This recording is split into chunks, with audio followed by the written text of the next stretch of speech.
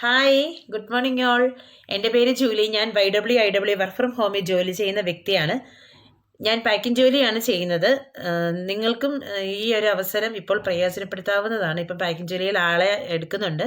Chia seed pack ചെയ്യാനായിട്ട് ആളെ ഇപ്പോൾ ആവശ്യമാണ്. ഞാനിപ്പോൾ പാക്ക് ചെയ്ത് കൊടുക്കുന്നത് കടല, പയറ്, പരിപ്പ് എന്നിവയാണ്.